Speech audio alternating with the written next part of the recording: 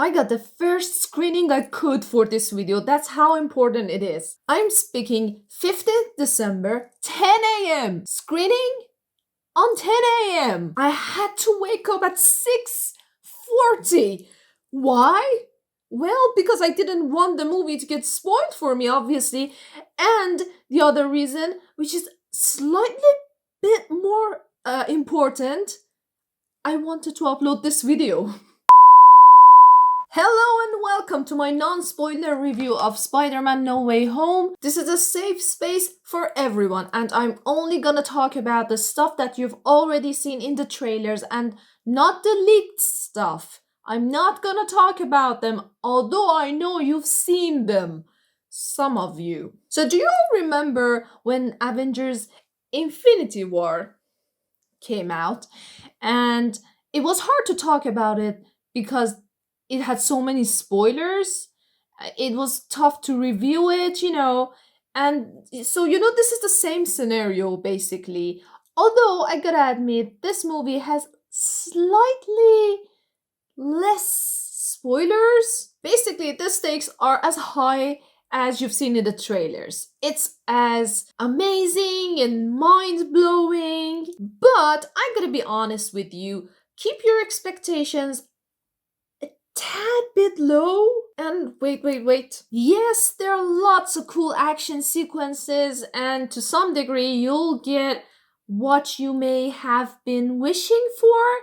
But wait! In general, for some people, this movie will be underwhelming a bit. There's more talking, and there are a lot of scenes where characters explain stuff to one another, and expositions, let's say, in other words.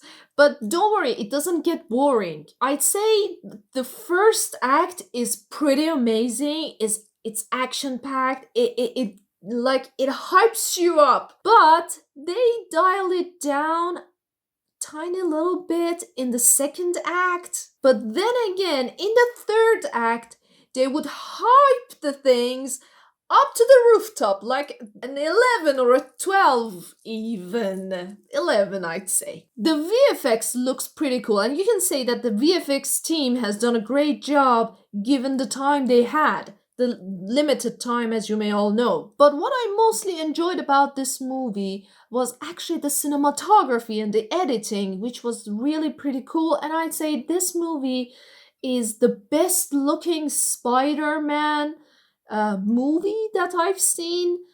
And I'm not talking about Spider-Man Into the Spider-Verse. I'm not including that into this conversation. I'm just talking about the movies, not the animation. Although I know animation is the moving picture. I know that. And I say best looking and not best film of the entire, all the Spider-Man movies we've seen, because I had some problems and some issues with the script, I gotta be honest with you. Though again, this can just be me, and many of you may go watch the movie and you won't find any problem with it. This can just be my personal issue with the film. The other thing that I enjoyed a lot about the movie was actually the score by Michael Giacchino.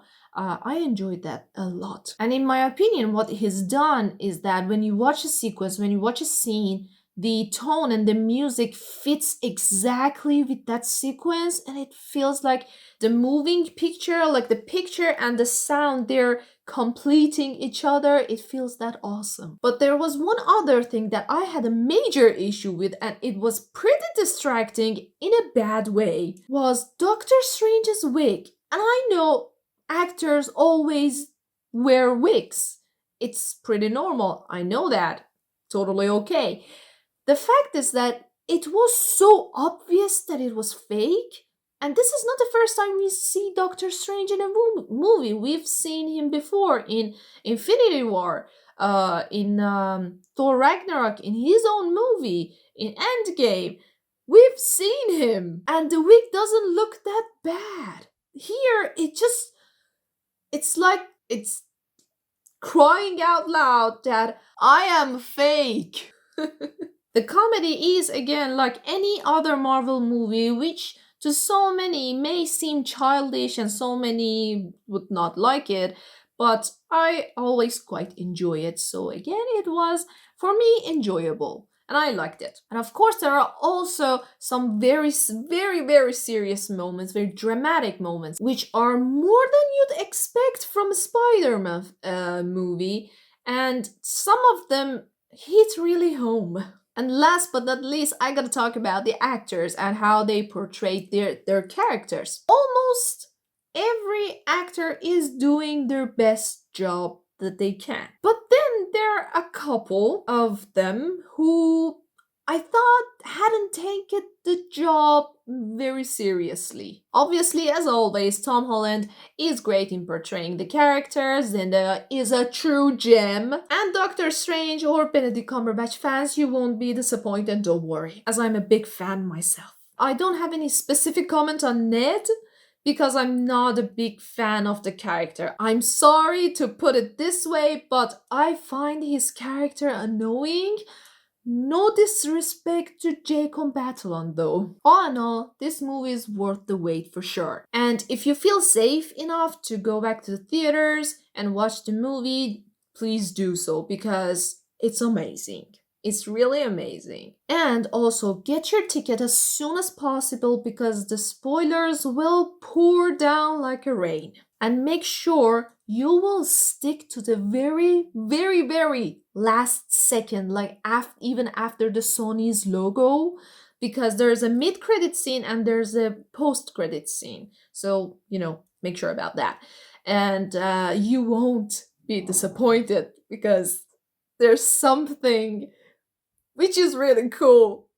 I'm not gonna tell it, but you have to see it. And I know it's been leaked online.